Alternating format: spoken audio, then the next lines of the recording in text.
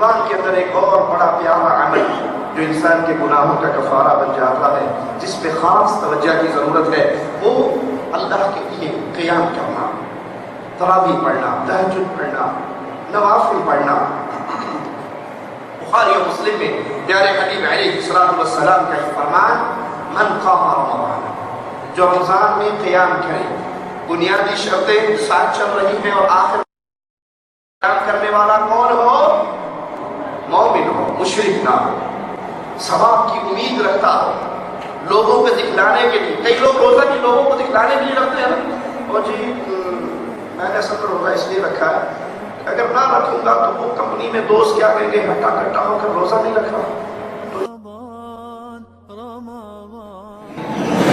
کنواں سمجھتے ہو نا، کنواں اس میں پانی ہوتا ہے، کنویں سے جتنا پانی نکال دو تو نیچے سے تازہ پانی اور آتا ہے یا نہیں جی؟ اور جس کنویں سے پانی کا ڈول نہ نکالا جائے وہ کھڑا کھڑا دو مار جاتا ہے، اس میں تو اور نہیں آتا نا۔ یہ مثال ہے صدقے کی، جو اللہ کے لیے اپنی جیب سے نکالتا ہے، اللہ اس کی جیب میں اس سے زیادہ ڈال دے۔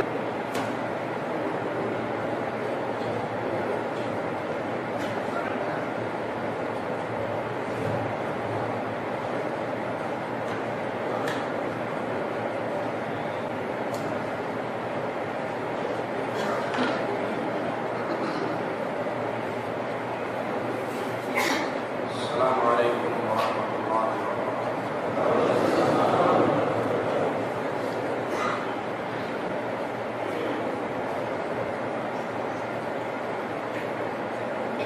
ان الحمد للہ نحمده ونصلي على رسوله الكريم۔ اعوذ باللہ من الشیطان الرجیم، بسم اللہ الرحمن الرحیم۔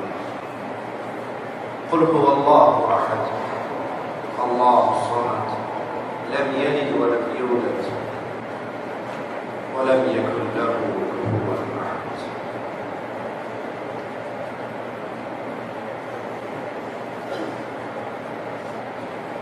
عقلمند تاجر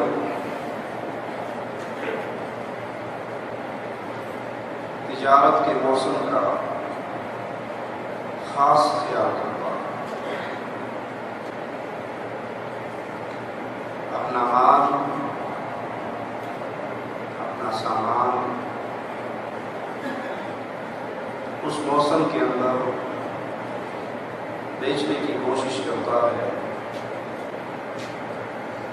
جس میں اسے پرافٹ زیادہ نظر آتا ہے۔ عقلمند مسلمان کا یہی حال ماہ رمضان سے، رمضان کا یہ مبارک مہینہ جس کا لمحہ لمحہ قیمتی ہے۔ عقلمند مسلمان اس مبارک مہینے کے ایک لمحے کو بھی ضائع نہیں ہونے دیتا۔ یہ وہ مبارک ایام ہے، یہ وہ پیارا مہینہ ہے جس میں اللہ کا کلام قرآن حکیم نازل ہوا۔ یہ وہ پیارا موسم ہے جس میں اللہ اپنی جنت کو اہل جنت کے لیے سجاتا ہے، جہنم کے دروازوں کو بند کر دیتا ہے،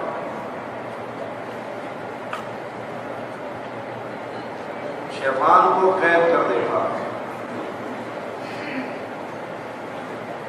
اللہ کی رحمت باقی ایام سے رمضان میں اپنے بندوں کو اور ڈھانپ لیتی ہے۔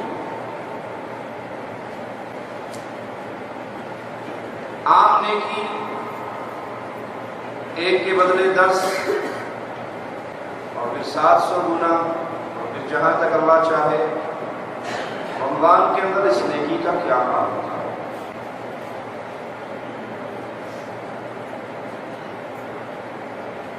اس ماہ کا استقبال کیسے کریں؟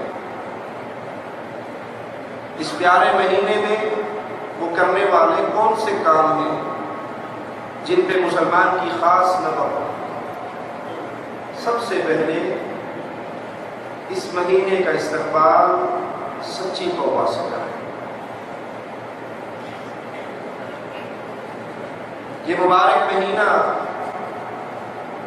جس میں چھوٹے چھوٹے عمل انسانوں کے گناہوں کا کفارہ بن جاتے ہیں۔ کسی روزے دار کی افطاری کروا دو، مالک اپنے مزدور کی ڈیوٹی کے ٹائموں میں کمی کر دے، حالت ایمان میں انسان روزہ رکھ لے، حالت ایمان میں انسان قیام کر لے، حالت ایمان میں شب قدر کو جاگ لے، اللہ کی عبادت میں لگ جائے، زندگی کے گناہ اللہ کی طرف سے اس کی رحمت سے معاف ہو جاتے ہیں۔ تو اس موسم کے آنے سے پہلے اپنا معاملہ اپنے اللہ کے ساتھ صاف کیجیے،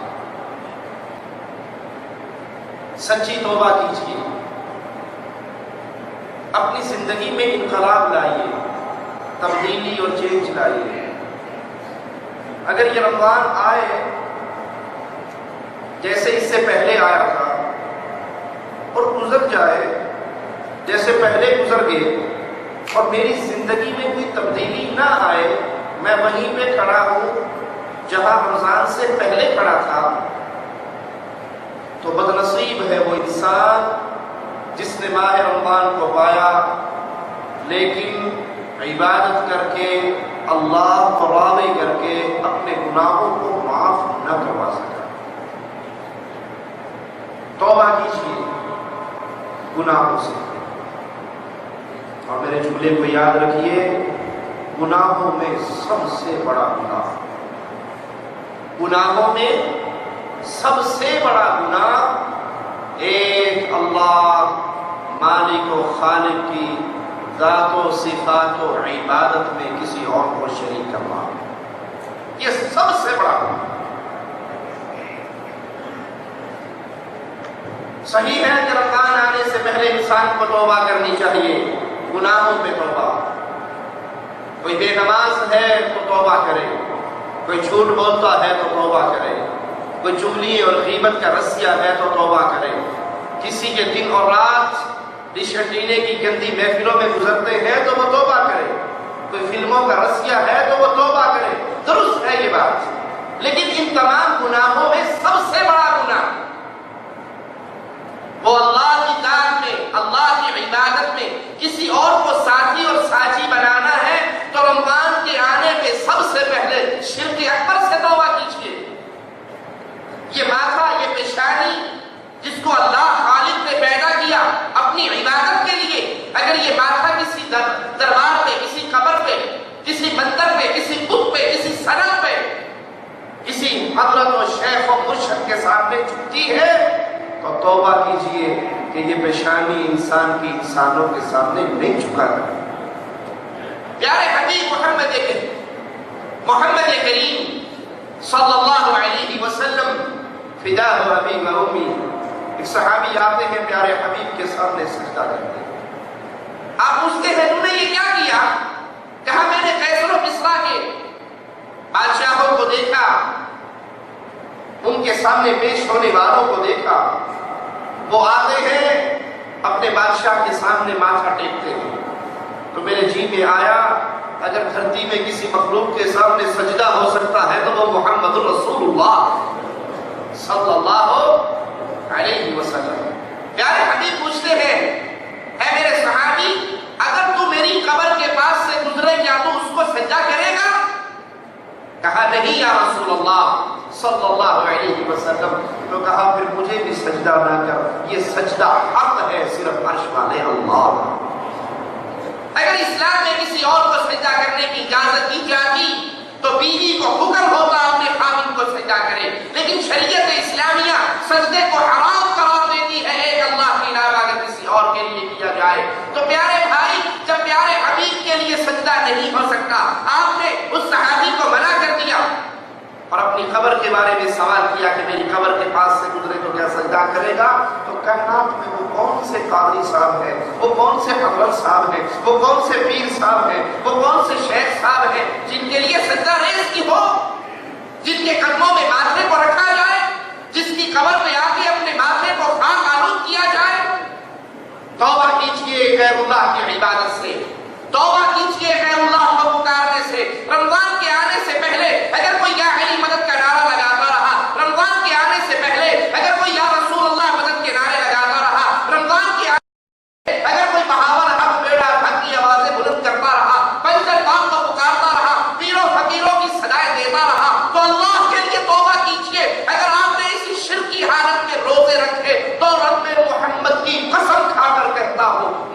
کا روزہ اللہ قبول نہیں کرتا۔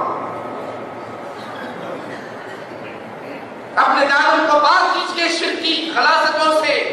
اللہ کی ذات میں ایمان لائیے کہ قل هو اللہ احد کہ ترانہ محمد کریم نے پڑھا صلی اللہ علیہ وسلم، آوازہ لگایا اہل مکہ کے سامنے، اللہ احد ہے، یکتا ہے، تنہا ہے، اکیلا ہے، وہ اپنی ذات میں تنہا ہے، کوئی اس کا شریک نہیں ہے، کوئی اس کا بیٹا نہیں ہے، کوئی اس کی بیوی نہیں ہے، کوئی اس کے نور کا ٹکڑا نہیں ہے، کوئی نور من نور اللہ نہیں ہے، کوئی دنیا کے اندر اللہ کی عکس اور صورتیں لے کر زمین پہ نہیں آیا ہوا، وہ تنہا، وہ یکتا ہے، وہ اپنی عبادت میں بھی اکیلا ہے، اس کی عبادت میں بھی کسی کو حصہ دار اور شریک نہیں بنایا جا سکتا۔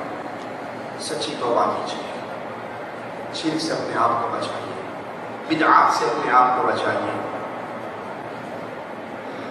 آپ نے دیکھا نہیں بچوں کو، کچھ بچوں کے ہاتھ میں ریزگاری ہو، کھلے پیسے ہو، جسے پنجابی زبان میں ٹھپا کہا جاتا ہے، وہ دوسرے بچے کو چھیڑنے کے لیے ٹھپے بجاتا ہے، اور دوسرا بچہ مقابلے والا شرارتی، اس کے پاس پیسے نہ ہو تو وہ کیا کرتا ہے، پیسے نہیں ہے جیب میں، وہ پیپسی کے ڈھکن اکٹھے کر لیتا اور اپنی جیب میں ڈال کے وہ بجاتا ہے، میرے کو بھی ہے، کل تیری جیب نہیں بنی۔ اور بچہ اگر عقل مند ہو تو اس کی جیب پہ ہاتھ لگاتا ہے، کہتا ہے یہ پیسے نہیں ہے، پیپسی کے ڈھکن۔ پیپسی کے ڈھکن کون بجاتا ہے؟ جس کی جیب میں پیسے نہ ہو۔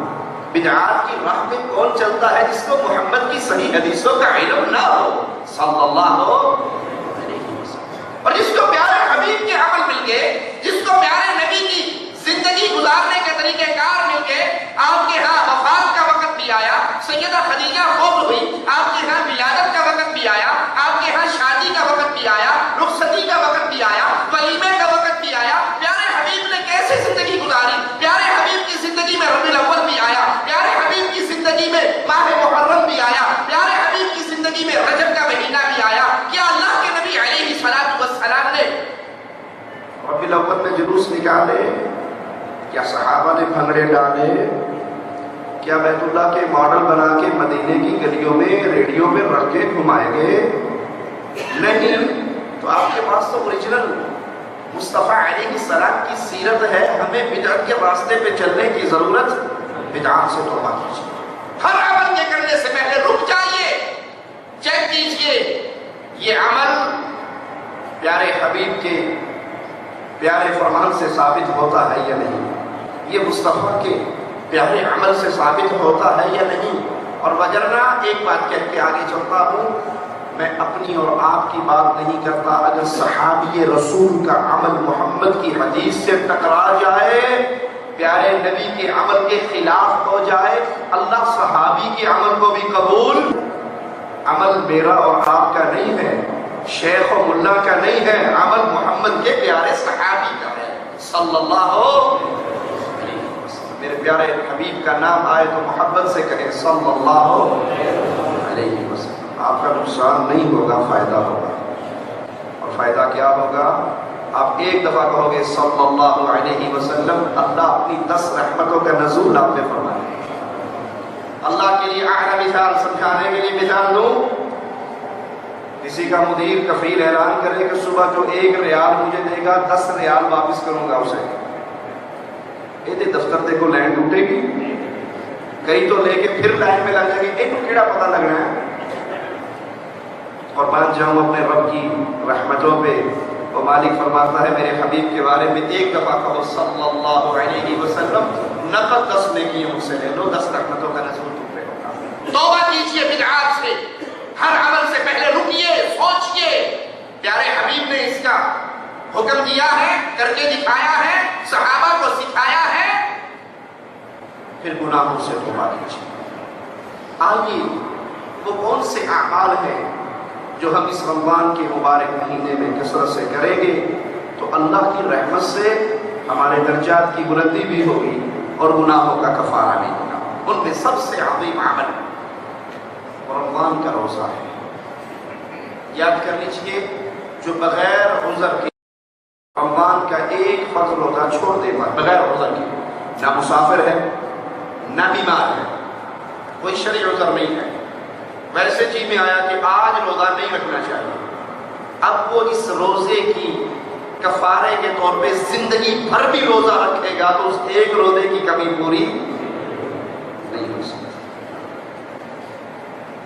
بخاری مسلم میں پیارے حبیب محمد کریم صلی اللہ علیہ وسلم کا یہ فرمان ہے کہ ابن آدم کی ہر نیکی کے بدلے میں اللہ 700 گنا اور جہاں تک چاہتا ہے بڑھا دیتا ہے، لیکن مالک روزے کے بارے میں کیا فرماتا ہے؟ الا الصیام فإنه لی، سوائے روزے کے آدم کے بیٹے کی ہر نیکی کو 10 اور 700 گنا تک بڑھایا جاتا ہے جس کے لیے اللہ چاہتا ہے، سوائے روزے کے۔ اور روزے کے بارے میں مالک فرماتا ہے فرشتوں میرے بندے نے روزہ میرے لیے رکھا، اس کی جزا بھی قیامت کے دن میں ہوگا، جب روزے داروں کے لیے جنت کا ایک خاص دروازہ کھولا جائے گا اور روزے داروں سے کہا جائے گا اس دروازے میں سے جنت میں داخل ہو جاؤ، ان کے علاوہ پھر کوئی اور اس دروازے سے داخل، پیارے حبیب نے فرمایا تھا علیہ الصلوۃ والسلام جنت کے دروازے ہیں، وہ دروازے والوں کو پکاریں گے، کوئی جہاد کا دروازہ ہوگا وہ باب الریان روزے داروں کا ہوگا، صدیق اکبر تیری عظمت پہ قربان جاؤں، پوچھتے ہیں یا رسول اللہ صلی اللہ علیہ وسلم بندہ گزرے گا تو ایک ہی دروازے سے، کوئی ایسا خوش نصیب بھی ہوگا جس کو جنت کا ہر دروازہ کہے میرے اندر دل آ جائے، میرے پاس سے نکل جائے، میرے ہاں سے جنت کے مہمان بن جاؤ، کوئی بندہ ایسا بھی ہے؟ کہا ہاں ابو بکر تو انہی لوگوں میں سے ہے جس کو جنت کا ہر دروازہ پکار کر کہے گا میرے اندر سے جنت میں جاؤ۔ سوائے روزے کے یہ روزہ خاص اللہ کے لیے ہے، اللہ فرماتا ہے میں ہی اس کی جزا دوں گا۔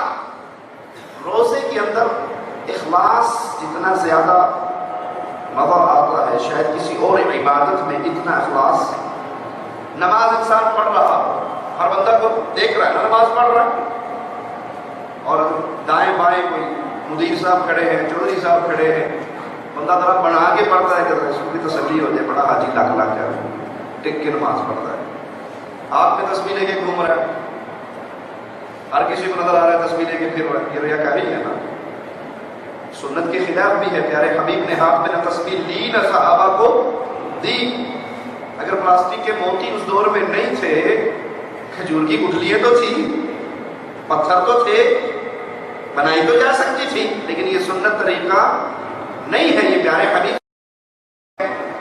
رسول اللہ صلی اللہ علیہ وسلم کی پیاری زندگی سے جو عمل ثابت ہے وہ کرنے میں اجر ہے، زیادہ کام کرنے پہ اجر نہیں۔ اسلام کا اصول یاد رکھیے، زیادہ کام کرنے پہ اجر نہیں، مسنون کام کرنے پہ اجر ہے۔ لیکن جب روزہ انسان رکھتا ہے تو خالص اللہ اور بندے کا معاملہ ہے۔ آپ کمرے کے اندر ہو، کوئی اور آدمی بھی نہیں ہے، فریج کے اندر ٹھنڈے جوس اور پانی پڑا ہے، پیو گے؟ جی کیوں؟ رحمان نے روکا ہوا۔ یہ خاص اخلاص والا معاملہ ہے، اور مالک فرماتا ہے یہ روزہ میرے لیے ہے، اس کی جزا بھی میں دوں گا۔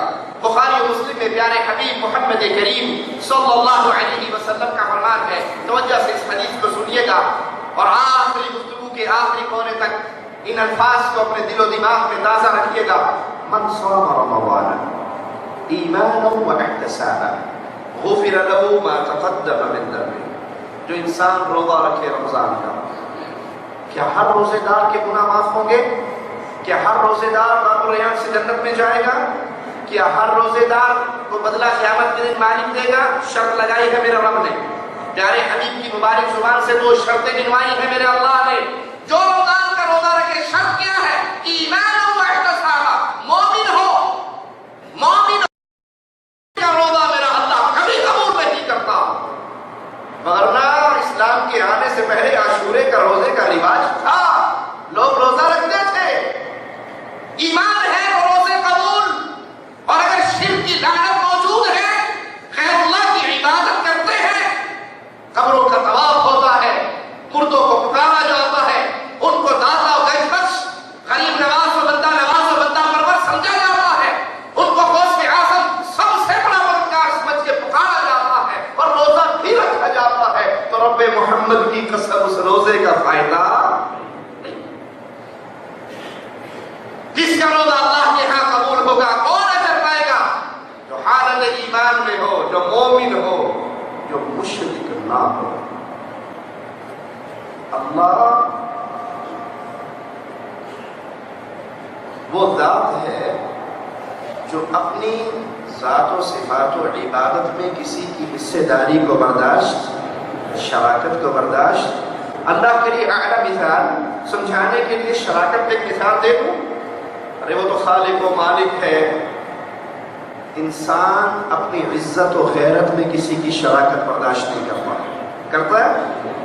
جی نکاح کرتے ہو نا، شادیاں کرتے ہو، بیوی قبول کر کے گھر لاتے ہو، اور کسی کی شادی ہونے لگے ایسی لڑکی سے جس کے لیے وہ 10 سال سے دعائیں مانگتا رہا ہے کہ اللہ میرا بیاہ جدوں بھی ہوئے فلانی نہ ہوئے، بہت خوبصورت ہے، بڑی پسند والی ہے، آئیڈیل عورت ہے، جی چاہتا ہے میرا نکاح وہاں ہو جائے، اور بات بھی پکی ہو گئی، لیکن وہ محترمہ نکاح سے آدھا گھنٹہ پہلے آپ کو فون کر کے کہیں جی چودھری صاحب، شیخ صاحب، شاہ صاحب، خان صاحب، حاجی صاحب، میں آپ کے ساتھ نکاح کے لیے شرط ہے، اور وہ شرط یہ ہے کہ ہفتے کے سارے دنوں میں آپ کی بیوی رہوں گی، اور ایک دن 2 گھنٹے کے لیے میں کہیں اور جایا کروں گی، اور وہ سابقہ منگیتر سے بھی ہیلو ہیلو ہے، اس کو بھی سلام کر آیا کروں گی۔ رشتہ قبول ہوگا؟ بولو قبول کرو گے؟ یہ جنت سے آئی ہوئی حور ہو تو قبول کرو گے؟ کوئی خان صاحب ہوگا تو پیر ہی مار دے گا کہ ہمارا مرو دفع ہو جاؤ، جدھر جاتی ہے ادھر جاؤ، ہمیں تمہارا ضرورت نہیں ہے۔ یہ تم نے کیا کہہ دیا کہ 2 گھنٹے کے لیے کسی اور کے پاس؟ سوچئے، آپ نے بیوی کو پیدا کیا؟ جی پیدا کیا بیوی کو، رازق کو، خالق کو، مالک کو اس کے؟ نہیں، صرف قبول قبول قبول کہہ کے اسے گھر لائے ہو نا، 3 تولہ سونا حق مہر تسلیم کر کے، جو پہلی رات یہ انگوٹھا دے کے کر معاف میں دوں، بیوی کہتی ٹھیک ہے جی معاف کر دیا، تو ناراض نہ ہو میں نے حق مہر معاف کیا۔ اکثر کھا جاتے ہیں نا، اور جو اپنی بیویوں کا حق مہر زیادتی کر کے کھا جائے، قیامت کے دن بدکاروں کی صف میں کھڑا ہوگا۔ حق مہر دے کے 3 تولے 4 تولے آپ اسے گھر میں لائے، خالق مالک رازق اس کے آپ نہیں ہو، وہ کسی اور کو آپ کے بستر کا شریک بنانا چاہے، طلاق دے دو گے، قتل و غارت ہو جائے گی۔ ارے اس رب کے بارے میں کبھی بھی نہیں سوچا جو ماں کے پیٹ میں رزق دیتا رہا، جس نے ماں کے پیٹ سے تجھے نکالا، ماں کی چھاتیوں پہ دودھ تیرے لیے پیدا کیا، جس نے ماں کے دل میں تیری محبت کو جگایا، جس نے تجھے پیدا ہی اپنی عبادت کے لیے کیا۔ اب تو کہتا ہے کہ وہ بھی داتا ہے اور لاؤلانا بھی داتا ہے، وہ بھی گنج بخش، بابا اجمیری بھی گنج بخش ہے، وہ بھی غریب نواز ہے اور اجمیر والا بھی غریب نواز ہے، وہ بھی بندہ پرور ہے اور یسود رات بھی بندہ پرور ہے، وہ بھی دیتا ہے اور خواجہ بھی دیتا ہے۔ میں سنی عقیدت والا ہوں، تو کیوں مجھ سے جلتا ہے؟ میں کیا سارا زمانہ خواجہ کے در پہ پلتا ہے؟ اپنی بیوی کی عزت میں تو شراکت کو پسند نہیں کرتے، میرے اللہ کی عبادت میں غیروں کی شراکت کو اللہ کیسے پسند کرے گا؟ من صام رمضان ایمانا واحتسابا، جو رمضان کا روزہ رکھے مومن ہو کر، مشرک ہو کر نہیں، بدعقیدہ ہو کر نہیں، غیروں کا پجاری ہو کر نہیں، نتیجہ کیا نکلتا ہے؟ ثواب کی امید بھی رکھتا ہو، غفر له ما تقدم من ذنبه، اللہ اس کی زندگی بھر کے گناہوں کو معاف کرا دیتا۔ یہ پیارے عمل کا بدلہ کس کو ملنا ہے؟ صحیح بخاری کی یہ روایت سنیے، جس نے روزہ رکھا جھوٹ بولنے سے باز نہیں آیا، جس نے روزہ رکھا اور جھوٹ بولنے سے باز نہیں آیا، جھوٹی بات کہنے سے باز، جھوٹ پہ عمل کرنے سے باز نہیں آیا، اللہ کو کوئی ضرورت نہیں یہ بھوکا رہے یا پیاسا رہے، اللہ کو اس کی کوئی حاجت نہیں۔ روزے دار اگر جھوٹ بولے تو روزہ اس کا برباد ہوا یا نہیں؟ اگر وہ جھوٹ بولے یہ کہے فلاں نے آپ کو گالی دی اور اس غریب نے گالی نہ دی ہو، جھوٹ ہوا نا؟ زندگی کے معاملات میں جھوٹ بولے تو روزہ برباد، اور جو روزہ رکھ کر لوگوں کو یہ درس دے کہ اللہ ہماری سنتا نہیں ہے، پیروں کی موڑتا نہیں ہے، یہ جھوٹ نہیں ہے؟ ارے یہ تو سب سے بڑا جھوٹ ہے جو اللہ پہ الزام لگاتا ہے کہ اللہ عوام کی سنتا نہیں ہے، پیروں بابوں کی موڑتا نہیں ہے، ہماری تمہارے آگے، تمہاری اس کے آگے۔ آؤ اللہ کے در کو چھوڑ کر بابوں کے در پہ جھک جاؤ، یہ اللہ کے لاڈلے ہیں، یہ اللہ کے رتے ہوئے ہیں، یہ اللہ کے پہنچے ہوئے ولی ہیں، یہ اللہ سے لے کر دیتے ہیں، اللہ ڈائریکٹ نہیں دیتا۔ اس سے بڑا کوئی اور جھوٹ بھی ہوگا؟ سلیمان علیہ السلام لشکر کو لے کے چل رہے ہیں بارش کا سوال کرنے کے لیے، اور جہاں پر آ کے سوال کرنا تھا اللہ ایک چیونٹی کا منظر دکھاتا ہے جس نے پشت کو زمین پہ تپتے ہوئے ریت پہ رکھا ہوا ہے، ٹانگوں کو آسمان کی طرف بلند کیا ہوا ہے، اور زبان سے کہہ رہی ہے یا رب انی خلق۔ اللہ میں بھی تیری مخلوق ہوں، جہاں سلیمان نبی تیری مخلوق ہے، چیونٹی بھی تیری مخلوق ہے، اس کو پیاس لگی ہے، مجھے پیاس لگی ہے، اس نے پانی مانگنا ہے، میں بھی پانی مانگ رہی ہوں، وہ بھی تیرے در کا منگتا ہے، میں بھی تیرے در کی منگتی ہوں۔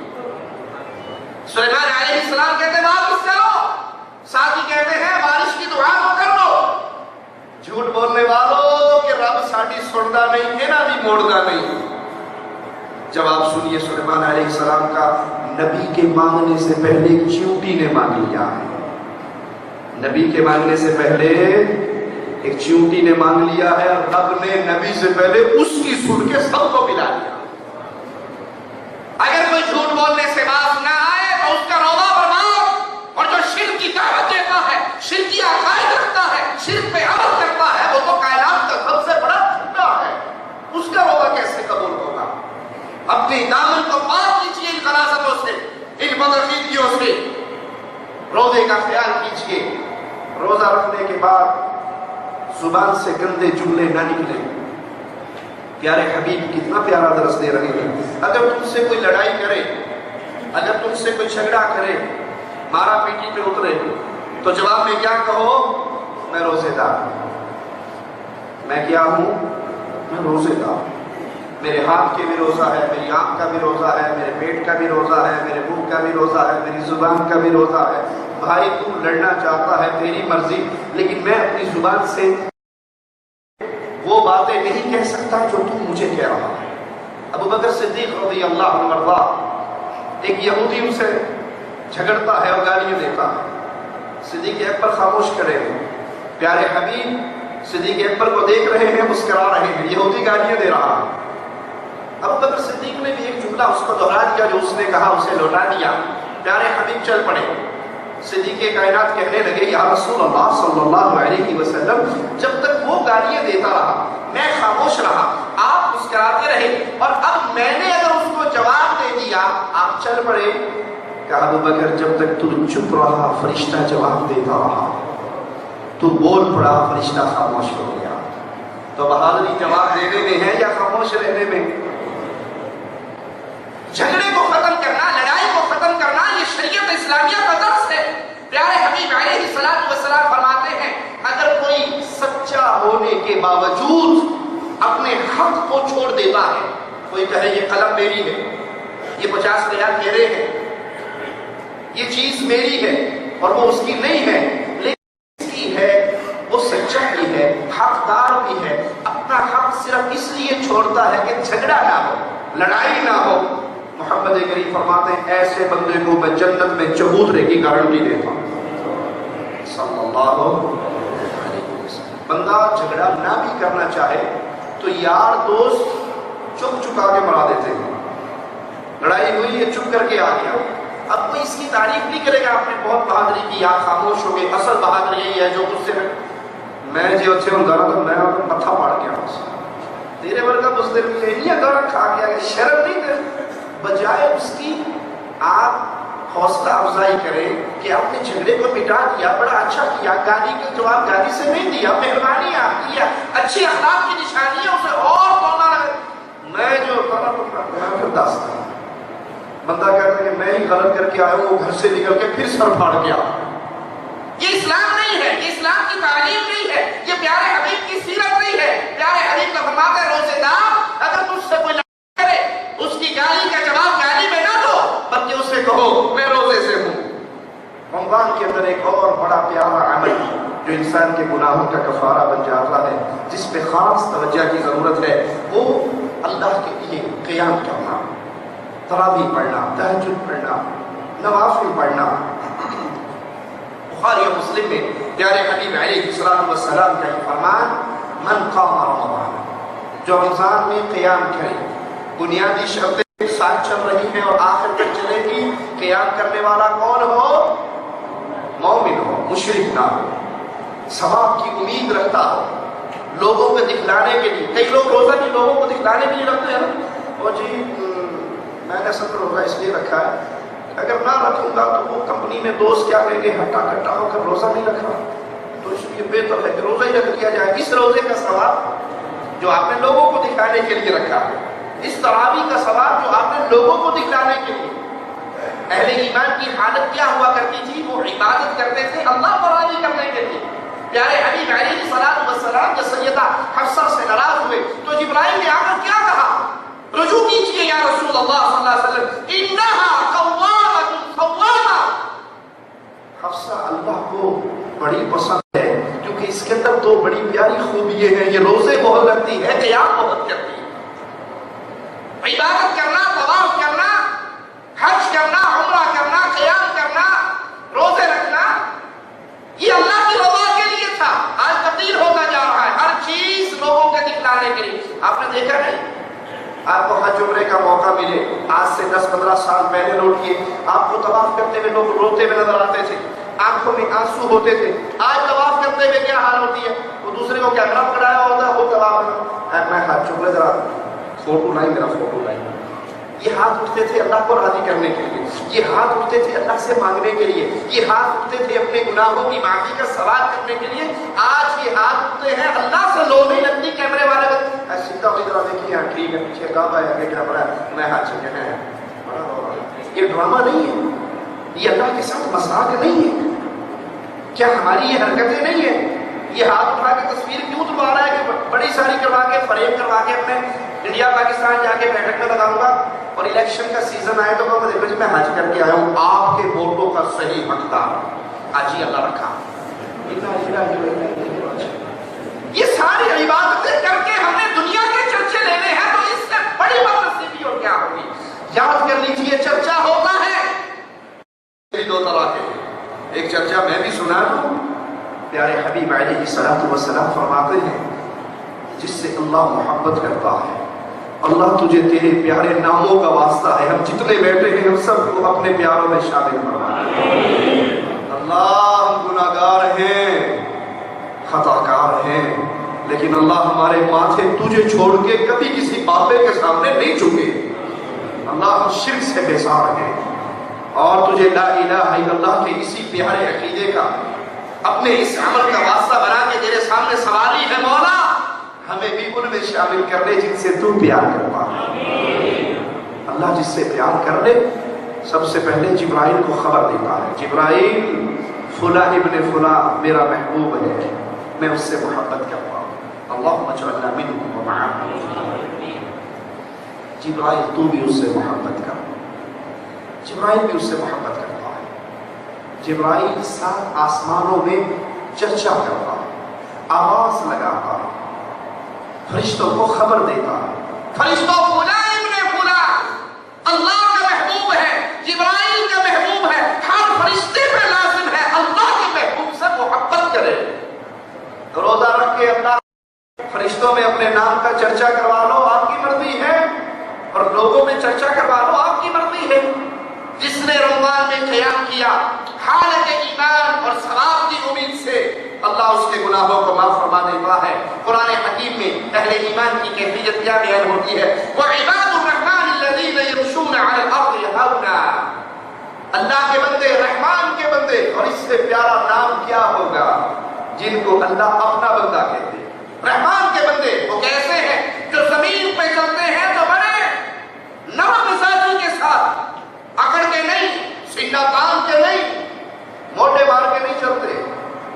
کیوں انہیں پتا ہوتا ہے آج زمین پہ چل رہا ہوں، کل زمین کے پیٹ میں بھی جانا ہے. وہ جھک جاتا ہے. جھکتا کون ہے؟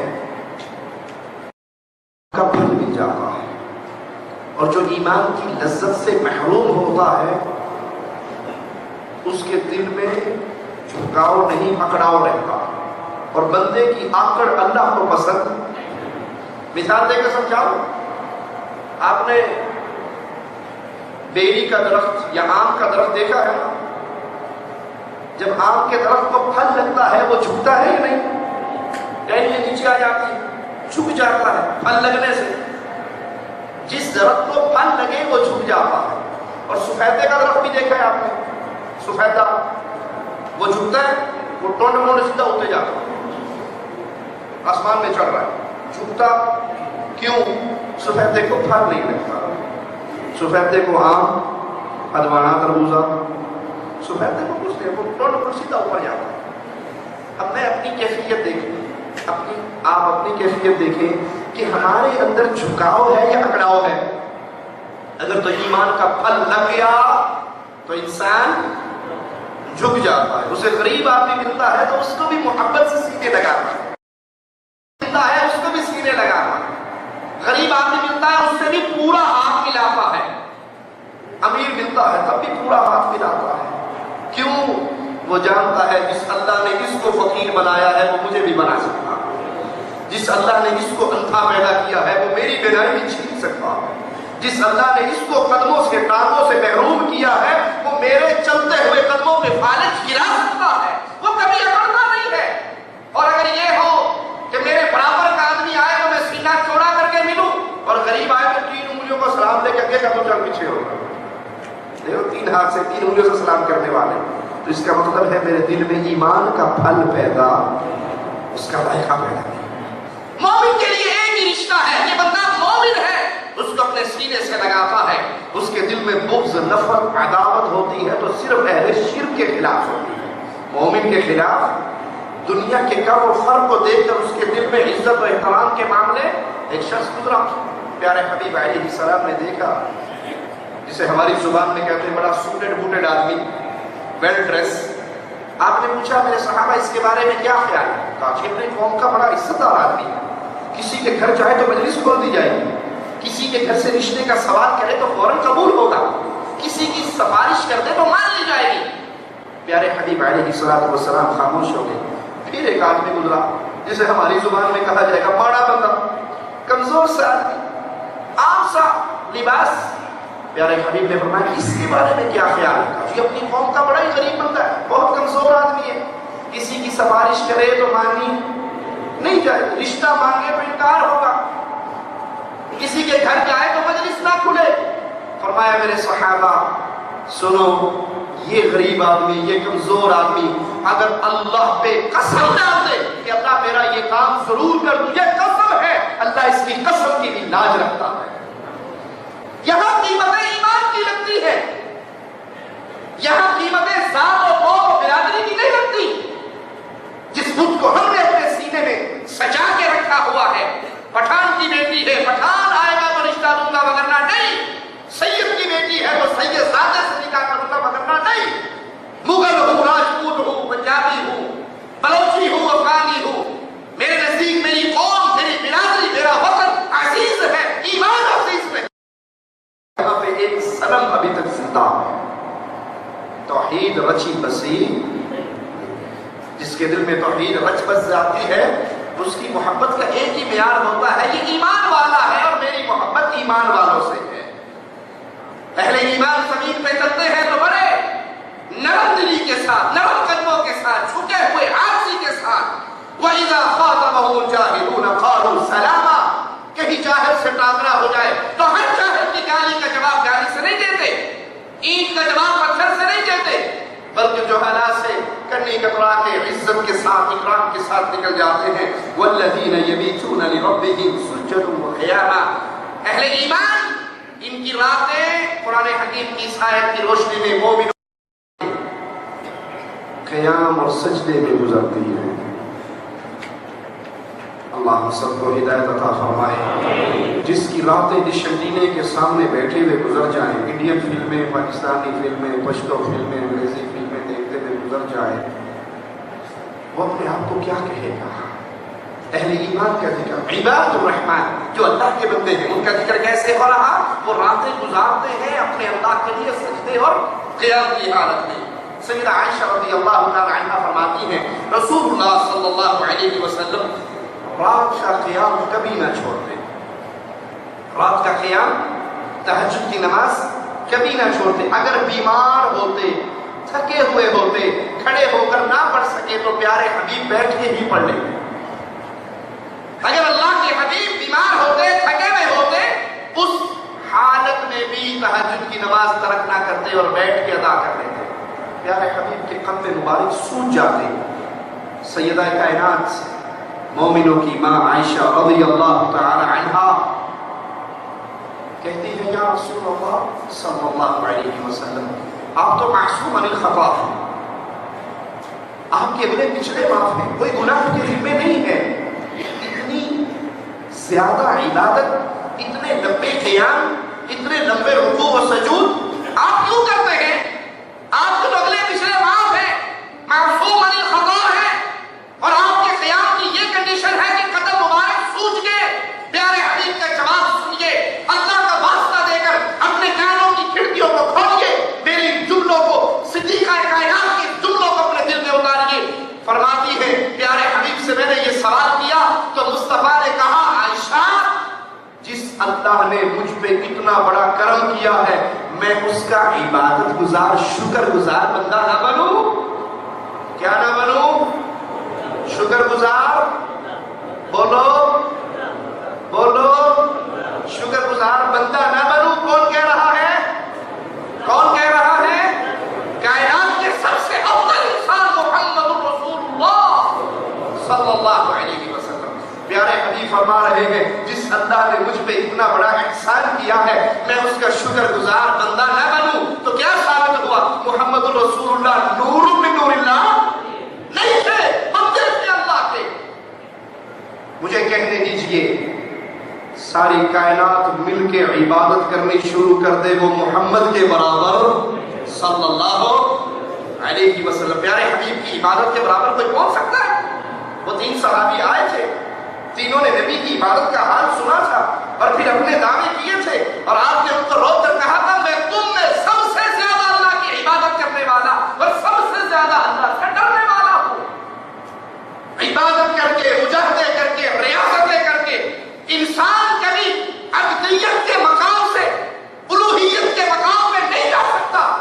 اس حدیث سے اس عقیدے کا بھی رد ہوا جو ہمارے ہاں صوفیاء نے پھیلا رکھا. جی آپ نہیں مانتے, وہ پیر صاحب اگر نظر کرم کر دیں تو بندہ پہلے فنا فی الشیخ ہوتا ہے, پھر فنا فی الرسول ہوتا ہے, اور آخر میں فنا فی اللہ ہو جاتا ہے.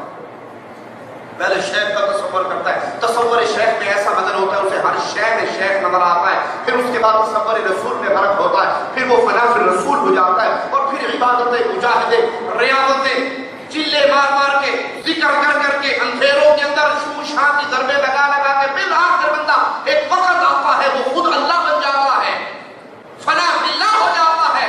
ارے محمد سے بڑھ کر عبادت کس نے کی ہوگی صلی اللہ علیہ وسلم. اور پیارے حبیب کہہ رہے عائشہ میں اس اللہ کا شکر گزار بندہ نہ بنوں.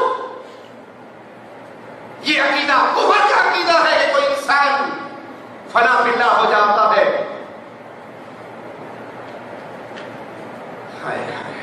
ہمارے ہاں کئی مولوی شعر پڑھ دیتے ہیں فنا فی اللہ کی تحت بقا کا راز مضمر ہے, جسے مرنا نہیں آتا اسے جینا نہیں آتا. یہ کفر کا شعر.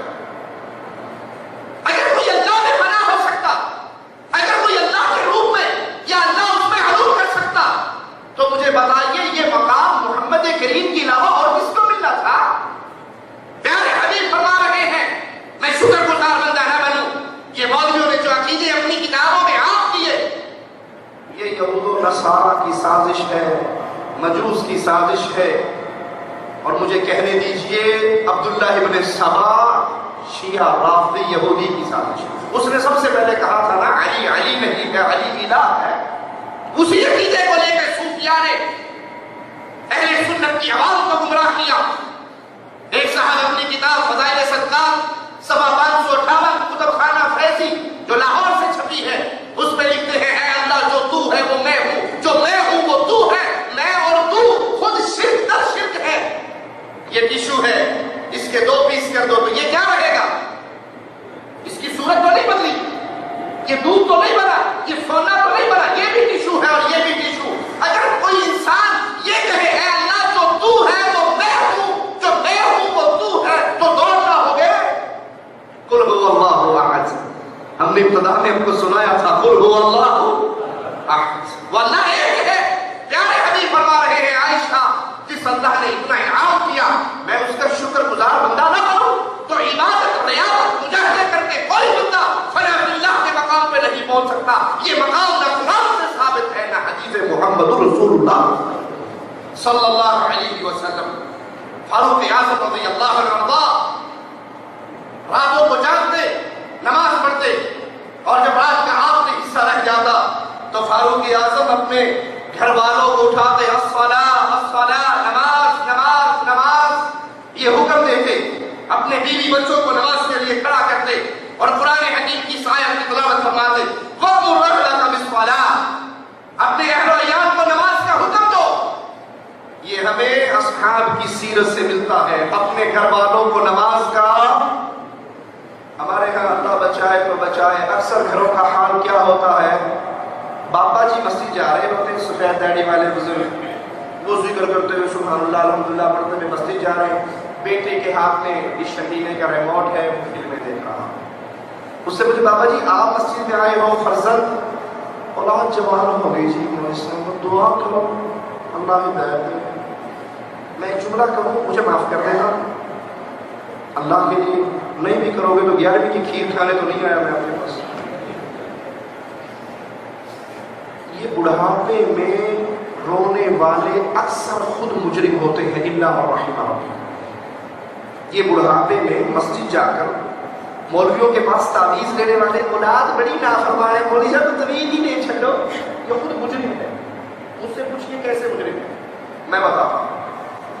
شادی ہوئی، خود تو سعودیہ آ گئے، خود کویت چلے گئے، دوسرے ملکوں میں چلے گئے، اب بیگم صاحبہ پوچھتی ہے جی وہ دن نہیں گزرتا کیبل لگوا دیجیے، مجھے قربان چاہیے، بوٹی تھی گالی پڑھنے لگی تھی پڑھنے، وہ گھر کے اندر ڈش انٹینا کیبل فلمیں گانے دے کے جاتے ہو یا نہیں؟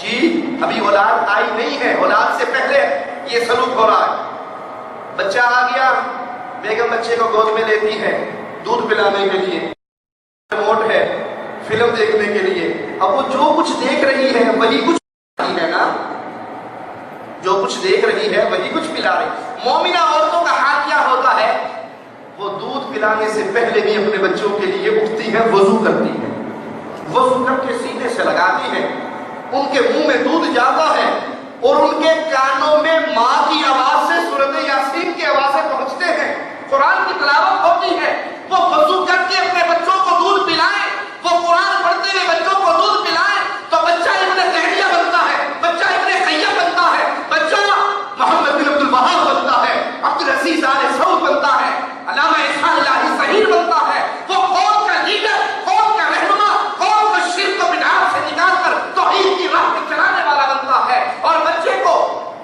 گود میں لے کے پنجابی ڈرامے فلمیں گانے گندے سے گندا سین دیکھنے والی اس کی گود سے پروان ہائے جمالو چڑھتا ہے، پھر یہ بابا کہتا ہے جی تعویذ دے دو اولاد خراب ہو گئی۔ اولاد کو خراب ہم نے خود کیا ہے، گندی فلمیں ہم نے گھر میں پہنچائی ہے، اس گھر میں پہنچائی ہے، کیبل ہم نے اپنے 2 سال کے معصوم کی آنکھوں کے سامنے چلائی، وہ 16 سال تک کیبل دیکھتا ہوا بڑا ہوا، 18 سال کا جوان ہوا، اب آپ امید رکھتے ہیں وہ فجر کی نماز جماعت سے پڑھے گا؟ اس جرم میں ہم خود شریک ہیں۔ اور اللہ نہ کرے کوئی اپنے گھر میں کیبل اتروانے سے پہلے مر جائے، اپنے گھر سے ڈش انٹینا کی لعنت دور کرنے سے پہلے مر جائے، اللہ نہ کرے کوئی ایسا بدنصیب بھی ہو۔ اور اگر کوئی ایسا بدنصیب ہوا، میرے جملے جو ذمہ داری سے ادا کر رہا ہوں غور سے سننا، اس کے مرنے کے بعد بھی وہ گناہ اس کے کھاتے میں چلتا رہے گا، اس کے پیسوں سے لگی ہوئی، اس کے جیب سے نکلے ہوئے نوٹوں سے آئے ہوئے کنیکشن، وہ انٹرنیٹ کی صورت میں یا وہ بدکاری اور بے حیائی کے چینلز کی صورت میں یہ مر جائے گا، قبر میں پڑا ہوگا اور گناہ والا رجسٹر چلتا رہے گا۔ یہ بدکاری کا اڈا خود قائم کر کے آیا۔ فاروق اعظم اپنی اولاد کو اٹھاتے، اپنے گھر والوں کو اٹھاتے، انہیں نماز کا حکم دیتے۔ فاروق اعظم کہ یہ سیرت مجھے اور آپ کو درس دیتی ہے کہ رمضان کے اندر اپنے گھر والوں کو جگائیں، ان کو تہجد کے عادی بنائیں، ان کو رات کی نماز کے عادی بنائیں۔ امیر المؤمنین سیدنا عثمان رضی اللہ عنہ وارضا اس کثرت سے نمازیں پڑھتے رمضان کے اندر اور قرآن کی تلاوت کرتے۔ علقمہ کہتے ہیں میں نے رات ابن مسعود رضی اللہ عنہ وارضا کے ساتھ گزاری، وہ رات کے پہلے حصے میں ہی نماز کو شروع کر دیتے اور فجر سے کچھ پہلے وتر ادا کرتے، راتوں کو قیام کرنے والے۔ اس رمضان کے اندر بہت بڑا عمل تہجد کی نماز کا ادا کرنا۔